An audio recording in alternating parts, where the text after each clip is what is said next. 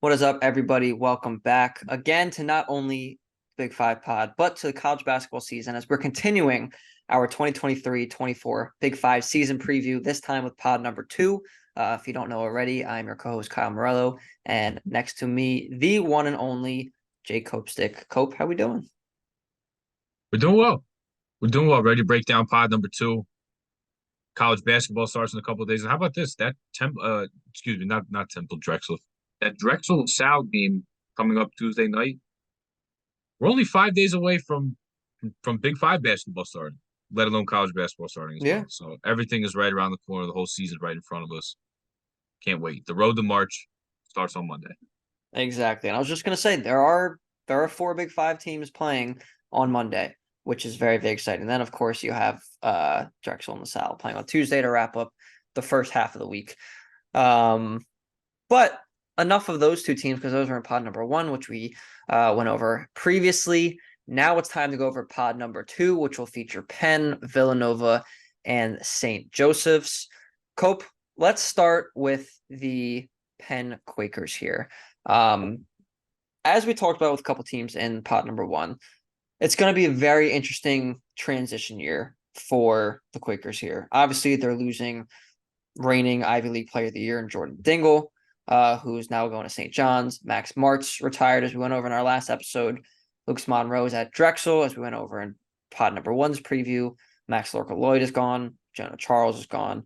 Clark Slackert's still there. Real good at basketball, if you're unfamiliar. Can score in bunches like crazy. George Smith's still there. Nick Spinoso, Eddie Holland III, Angela Sowski's coming back. And they've added a few freshmen, Sam Brown, Augustus Gerhardt, Nicholas Polanowski, I think I said that name right. Tyler Perkins and Johnny Walter is a transfer from CSUN. They were picked to finish fifth in the preseason Ivy League poll, which is definitely a step down from where they were the past couple seasons. 215th in Ken Palm preseason. So obviously a lot of new players, but if there's anything that Steve Donahue knows, it's making this team a winner. So Cope, will he continue that success this year, or will things be a little bit different? So for me, it can go both ways because when a team like this loses so much and you lose the second leading scorer in the country, and you lose a guy who not only was, in Jordan Dingle, who was as good a scorer as he was, but his usage rate was so high. Everything went through him pretty much. He was the guy who had the ball in his hands sometimes multiple times every possession. So to replace not only a scorer, but someone who had the ball in his hands that much to create offense, there's certainly a lot of unknowns here. However, I do think Steve Donahue is that good of a basketball coach that even with the losses that he has, there's enough guys coming back that he can get this team to potentially sneak in the Ivy League tournament as the fourth team. Which, if he can't, this will be the first time since the Ivy League tournament was created that Penn wouldn't be participating in it. So there's certainly a lot of things at stake here for the Quakers. But I do believe he can get this team to that point. I know they were picked fifth in the Ivy League poll, but I do think that if Penn is going to make the Ivy League tournament, they will sneak in there as that fourth team. And I think he can make it work. There's enough guys coming back. Obviously, with Clark Slacker, who was the number two behind Jordan Dingle, and at times, like I watched them when they played Colgate at the Cathedral Classic. 33 points. They combined for almost 60 points that night, and Clark Slacker at 33. You bring back a George Smith, who I really like his two-way game. He can shoot the three ball very well and is a very, very hard-nosed defender who will probably be guarding the best player on the opposite team on the perimeter. Bring in a guy like Nick Spinoso. You keep a guy like Nick Spinoso, one of the best passing centers in the entire country. Now you can run more offense through him.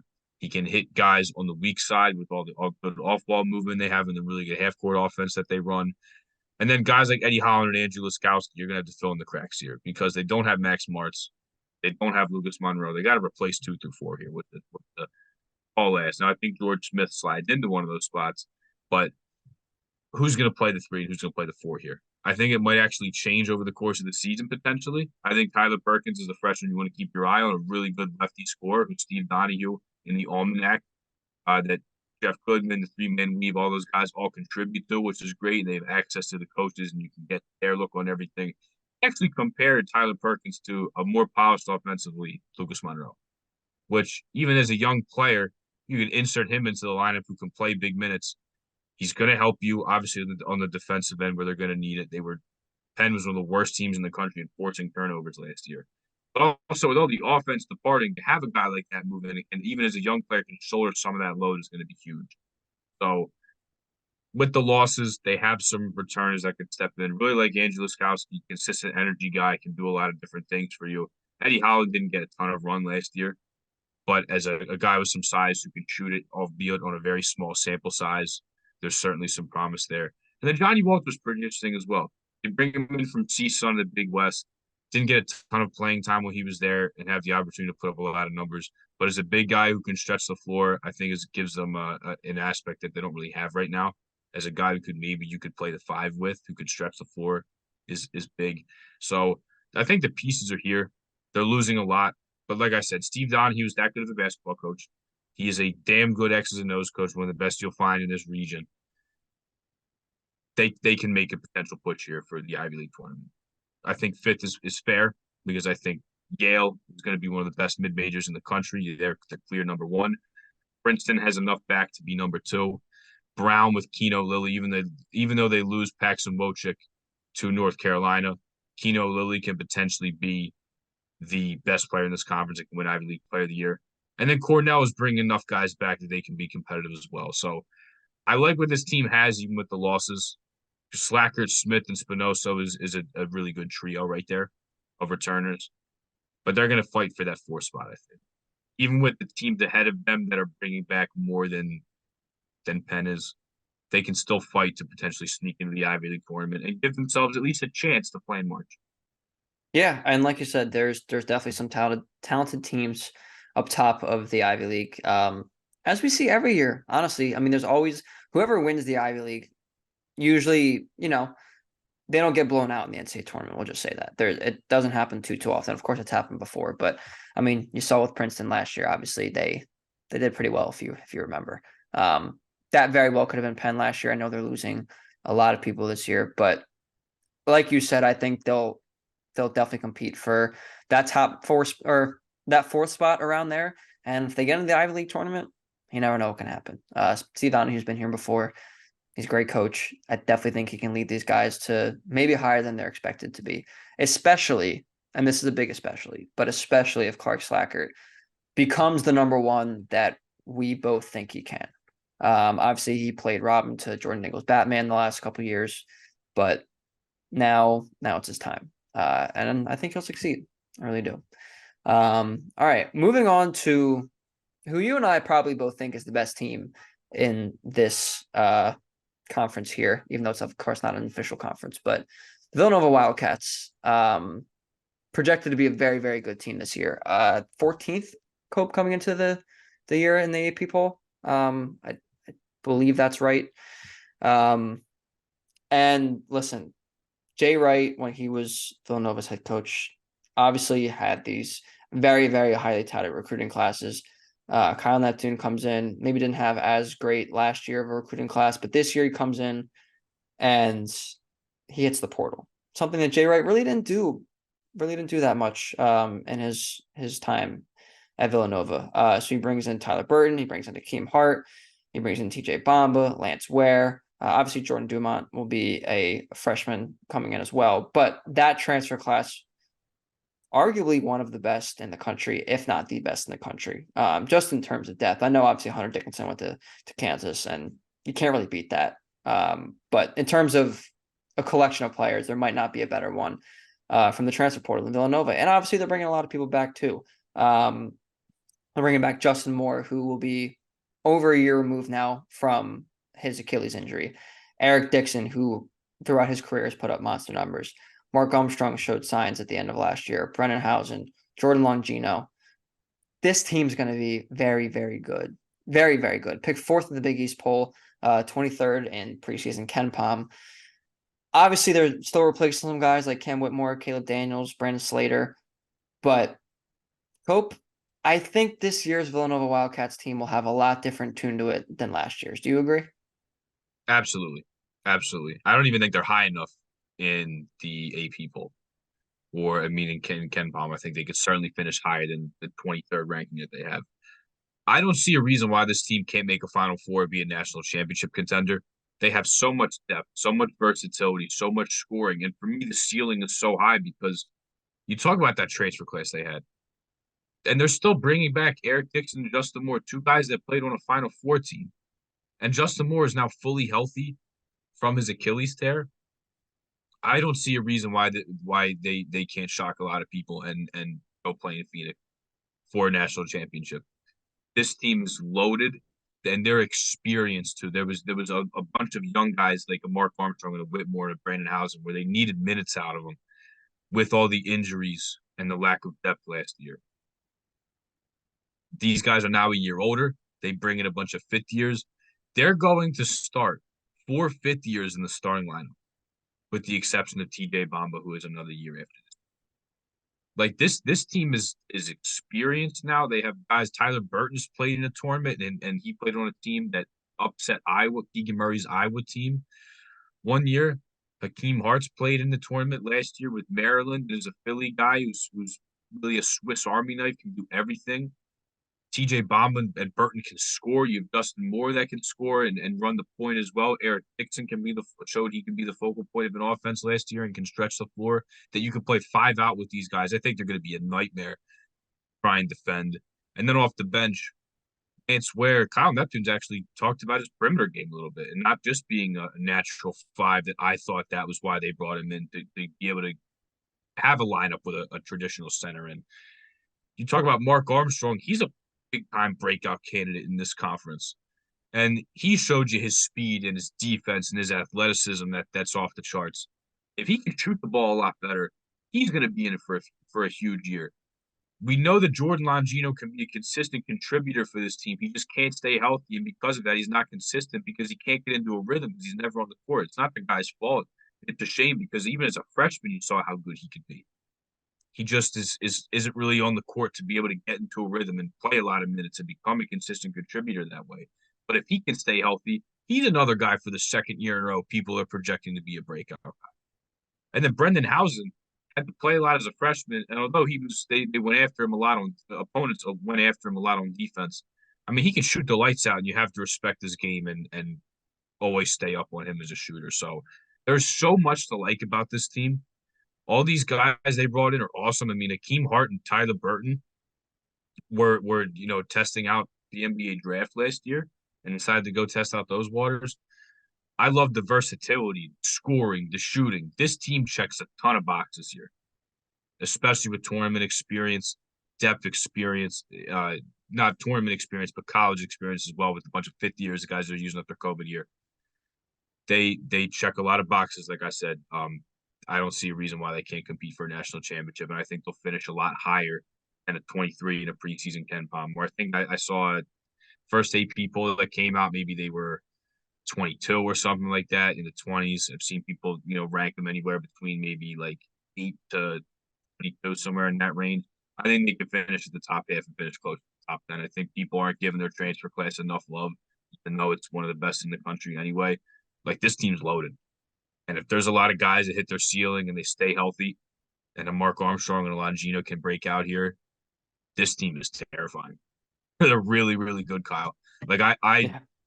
I don't see a reason why they can't be playing in Phoenix and make a deep run. And even after missing the tournament, playing in the NIT, they'll remind people that Villanova is Villanova. They are essentially a blue blood, and they'll make a really deep run in this tournament. I don't see a reason why it can't happen.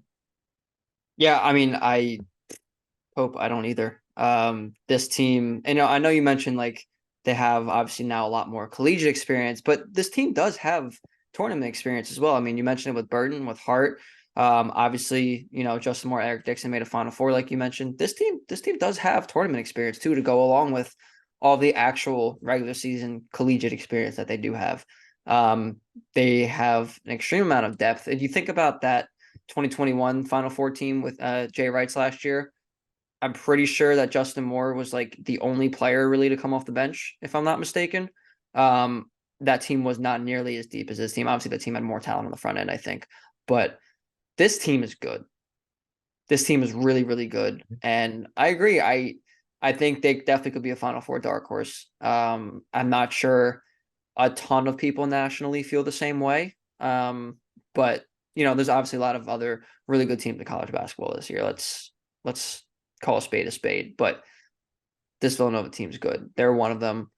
I do really, really think that they can make a run this year. Now, one thing I do want to ask you too, though, Kyle Neptune is probably the other equation of this. Is year two. Obviously, there were some good moments last year. There were some not good moments last year. The players on the floor had something to do with that.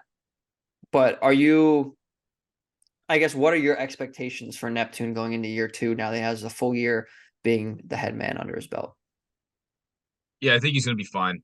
There's a lot of factors last year I think played into the record that we're not used to, and Villanova having essentially it was their worst season over a decade.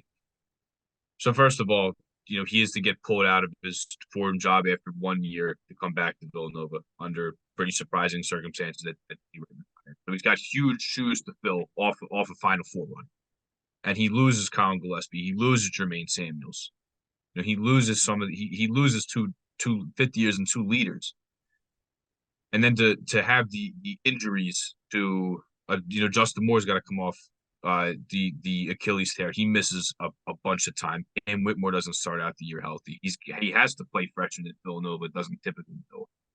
There's a ton of factors in here that you kind of have to throw out last year, but I don't think it's totally on him. And the people that were calling for his head are absolutely nuts to not let him get a season under his belt to hit the portal if actually he decides to just kind of do things his own way. So I think he's going to have a good year. I don't think last year is it really indicative of what kind of coach he is. I think he's way better than that. Now that he has the talent. Look, every coach will admit to you it's players that win the game. They need talent. They need good players. But he now has that.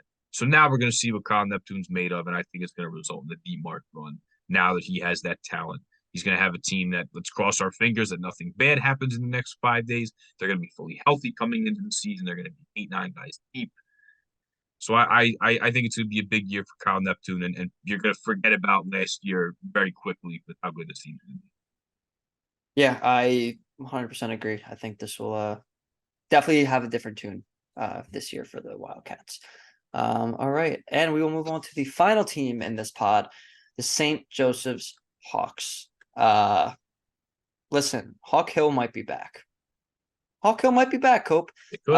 The record so far for Billy Lang in his tenure has not been great. 38-77 overall, 18-48 in conference play. But on a different scale, obviously, than Villanova, that team's obviously like a nationally loaded team that could potentially make a Final Four. This team is loaded for the A10. This is a very talented team.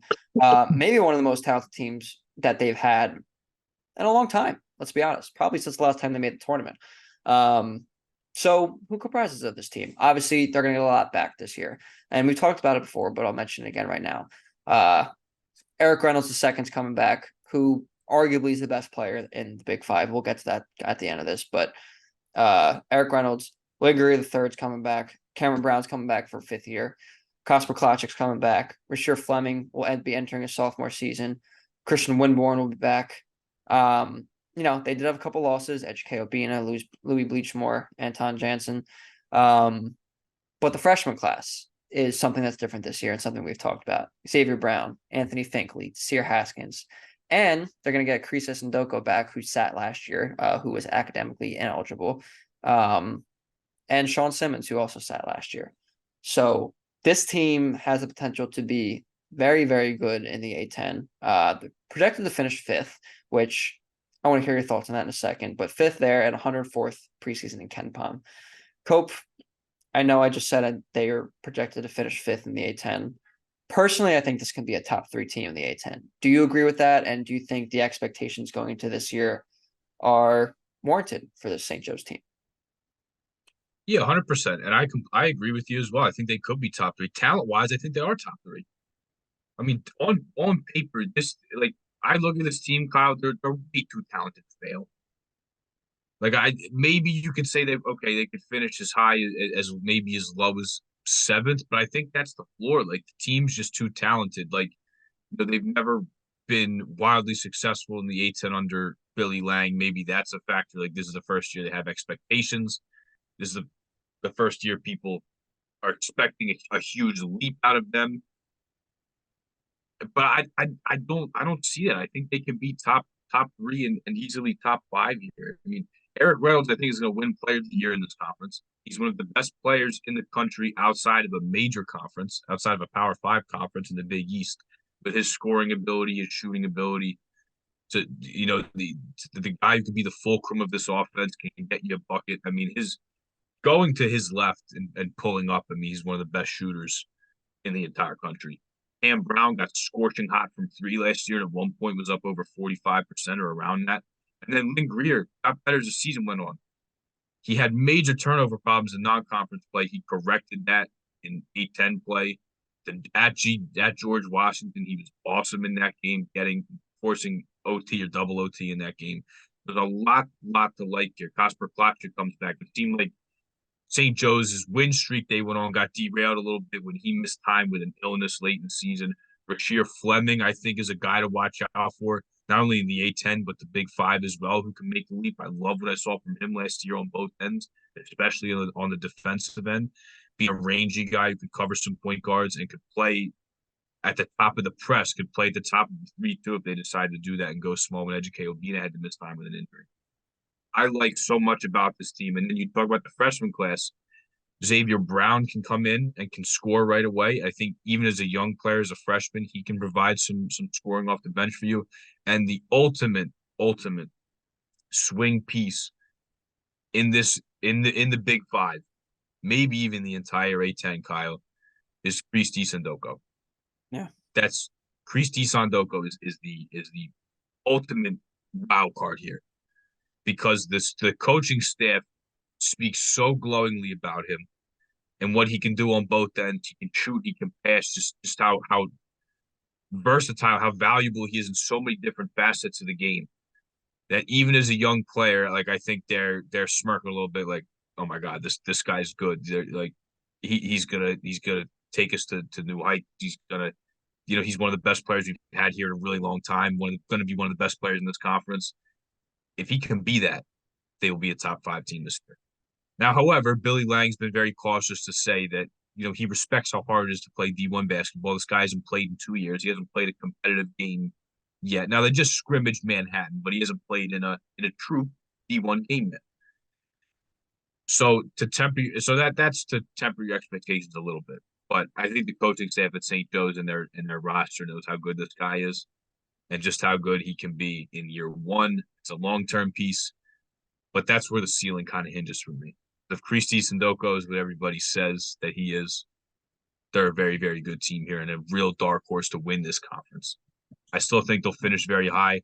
The talent's there, and that's what's going to carry them. I mean, you have one of the best players in Reynolds. You bring back your perimeter trio. Bring back a guy in Klotchik who's going to start at the 4 for you. A guy in Rasheer Fleming that can come off the bench and did a lot of good things last year. Probably needs to shoot better, but defensively, I really like what he's got, and as an athlete as well. And then this freshman class, there's so many things that are coming together so well with returners, with freshmen coming in. There's so much to like here. There's a lot to be excited about on Hawk Hill. I want to temper my expectations a little bit, but at the same time, Kyle, it's so hard to do because this team on paper, I mean, this team's got dudes. This team is really, really good on paper. So I think a top 5 finish. I'll give you my A10 winner now. I've been telling you this for like a month and a half. Although St. Joe's could be a dark horse and they could finish top 5, I'm going to roll with St. Bonaventure to win this conference. You have said that to me. Yeah. The Bonnies this year. I love them. You think of 2 years ago, they were not deep at all. They only played 5 guys. They can go 9 deep now. They just added Charles Pride from Bryant, who scored over 1,500 points there. I really like them. But this St. Joe's team, super, super talented, can be a dark horse in the conference. Absolutely can. It's hard to temper my expectations because the results have not been there, like you said, under Billy Lang. And this is easily his best team. And that's why I'm getting so excited, because he's recruited so well. We always knew that about him. And of course, Justin Scott, his assistant, who's Xavier Brown's stepfather, getting him to come there, how well he's done on the recruiting trail. We know they can get those players. We know they can recruit well. Now they're all here. Now all these guys Billy Lang has influenced in some way in this program. He had to keep Cameron Brown. But everybody else is a Billy Lang guy, is a Billy Lang recruited guy or transfer. Now it's time for him to put up some results. I love the potential of this team. The results haven't been there, but there really is. This is the most. If you're a St. Joe's fan, this is the most excited you've been since Billy Lang got. Absolutely. And, obviously you mentioned a lot of the talent. I mentioned a lot of talent too. What it does maybe really end up coming down to is Billy Lang himself coaching this team. Mhm. Obviously, the recruiting half he's killed for this year, especially, but he kept his guys there this year. Obviously, the ones who could still be there, you got graduates, unfortunately, who have to leave. But this team is exciting, and this will be kind of the what we see with how good he is as a coach, because he doesn't always have the talent and he's had to build it up. He's had to recruit. Now, it's been a few years. So let's see what he can do with this talented of a team. So, I mean, personally, like you said, I have to temper my expectations a little bit because the record is what the record is. The record unfortunately does not lie when it comes to sports in general, really, but especially with coaching. Cope, do you think that he'll be a coach that can elevate this team, or could it potentially be a thing where they have the talent but something's missing and it could be him? So, like you look at the record, and it's the latter part there. It seems like he's the part that's missing. But I do think that this team is too talented, and they're so versatile in their skill sets, and they have so many guys that can do different things on both ends. They have to be better defending the ball. They have to be better defending the 3-point line. But with the guys they brought in, you bring in a really good, at least projected to be a very good rim protector in Priest. I really like what this team has, and I think that I think there's a glimmer of hope here. Even though you look at even his record at Navy, he wasn't that guy either. I think in a program like St. Joe's, there's a lot of support. He's able to bring in guys like this, that this is going to work out. But like the record is what it's 18-48 in conference play is pretty. But I do think he can right the ship here with they have, because I think that with so much talent, it's not gonna like coaching is not gonna be like so important with them. The bigger problem is though not just with the team but with the rest of the conference. Look at all the good coaches that are in the A10. Yeah. Yes, there's Fran Dunphy, even though St. Joe is a far more talented team than the South. Fran Dunphy's in there. I just talked about the Bonnies. I would put Mark Schmidt's X's and O's up with anybody in the country. I think he's top 5, top 10 good. Anthony Grant at Dayton, they've had some really good teams. Ryan Odom just got there at VCU, who I love, and I think long term is a great hire. And unfortunately, with St. Joe's weakness last year on the defensive end, Ryan Odom's a really good offensive coach that's going to get his guys open threes. Like, be a problem for them really if they stick each other. Duquesne's going to be good. I think Keith Dambrot's done a really good job there. So, with the quality of coaches in the conference, I think now is where you're really going to see, hey, next 2 years is Billy Lang the guy here, because the talent's here now. Now it's kind of on him to put it together, to put them in a position to succeed. So I think he is, Kyle, because I think he can bring in good enough players that coaching's not so important, because he's going to be able to get the best guys in the city, and he's shown that he can recruit as well as anybody. But I'm going to say yes, even though the record's not there. I'm going to say that I do think that Billy Lang with this team, he can be. I'm going to agree with you, Cope, but I will say the term I'm going to use is cautiously optimistic. 100%. I definitely think, like you said, everything you just said, the talent's there. He's done a great job recruiting. This is the year to prove that. But if we look at his track record, obviously, like we mentioned, it hasn't been there quite yet. So cautiously optimistic. I think it will happen, but I wouldn't be 100% surprised if it didn't. With that being said, I still am very excited about this Hawks team. I'm very high on this team. I do think they will for sure finish at least fifth that they're projected right now in the A10. Probably upwards though. I do think this team can finish at least third, if not be a dark horse to win it all in the A10. So definitely look out for the Hawks this year. And Hawk Hill supporters, you might be back. You might be back, and it's definitely a good feeling. It's been a while. So enjoy the ride this year. I think this will be the best one you guys have had in quite some time. All right, Cope. Now, to wrap up the last part of this that we did with Pod 1, we both predicted that Drexel would be facing off against whatever team we pick here to face in the Big Five triple header championship game to win the Big Five. I think I know who you're going to go with, but just in case, I'm going to ask you anyway. Who will be facing off against the Dragons on December 2nd in the first place game? So I'm going to go with Villanova, which I know is who you thought I was going to say. Yes. Part of the reason is they're going to get St. Joe's at home. Another reason is they have not lost to St. Joe's in like 11, 12 years. Yeah. Like it's been that long. And unfortunately for St. Joe's, just as they have their best team in the Billy Lang era, I know it's only been 2 years with Kyle Neptune, but talent-wise, I mean, this Villanova team is very, very good. Deep, the experience, like I talked about. So with Villanova getting this game at the Finn and not having to go to Hagen Arena, I do think St. Joe's and Villanova are the two best teams in the Big Five, which is kind of a shame that they have to be on the same side. We can't see them potentially play at Wells Fargo, but at the same time, can't not have a holy war. They Right. have to play this game. Right. You can't risk not having the holy war, so you have to play this game and kind of keep them in the same pod. I'm going to go with Villanova. They get that game at home, and I do think that the experience that they have, they can knock off here. So it's close because I really like the St. Joe's team, but I'm going to go with Villanova. Yeah, I agree. Unfortunately, because like you said, you really like the St. Joe's team, especially with this game being at the Finn when they do play each other.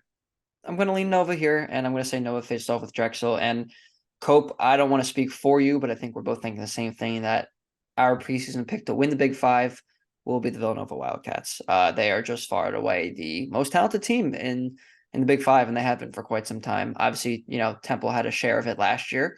I definitely think that, well, now that there's actually a championship game for it, there won't necessarily be a share for it. This is the team, though. This is, if there's one team that's going to represent Big Five the best this year, it will be the Villanova Wildcats. I don't think there's any denying that. There will be some other great teams, though, as we have talked about with these six. But at the end of the day, it will be the Wildcats who will be Big Five champions once again, in our opinion. But that being said, extremely excited for this 2023-2024 season, and specifically for that Big Five triple header on December 2nd at the Wells Fargo Center. Cope, any final thoughts on either one of those things before we sign off here and welcome in the new season? All I know is I'll be there for that triple header, and I think you will as well if you can make it happen. So Depends how the Union uh, do. Depends how the yeah, Union do. But I am planning on being there unless something happens and we advance pretty far, or we have to travel somewhere. Factors are still in the air. The MLS playoffs are crazy. So we'll see what happens. But I would love to be there, yes. And I know you'll be there. yeah. Luckily, the Ivy League doesn't have playoffs. I guess that's the one kind of upside. Is that Yes. a league rooted in tradition. You don't have to worry about like a bowl game or playoffs or anything. Like you get your 10 games, and then see how you stack up it. So yeah, hopefully I'll be. I'm just excited to get back in the gym. I'm definitely gonna try and get to Drexel at LaSalle on Tuesday. Um, I have some time off coming up with football ending soon, so I'll have to like build my schedule out throughout the week. To see what games I can attend to get down there. So excited just to be back watching college basketball. Can hopefully be at the first game ever at Tom Goal Arena on Tuesday. It should be fun, and the first game of the new Big Five format. So excited to be back in the gym coming up soon. Excited for college to start. Yeah, you know me. This is my I favorite know. time of the year. I can't wait to have 2 or 3 screens going like on a nightly basis, and having my brain all consumed up with college hoops. Can't wait for it. Me neither, Cope. And I am hopefully planning on being at the Temple home opener, opener in general on Monday as well. There's a lot of games going that day. I think Temple's probably the number one easiest for me to get to, and number two, got to be there for the new Adam Fisher era. So I think that is what I will do as well. So you guys will be covered. Don't you worry. There will be plenty of Big Five basketball on this coming week. We're very excited to be able to go over all of that with you and break it down for you, and of course give you the best Big Five coverage in the city of Philadelphia.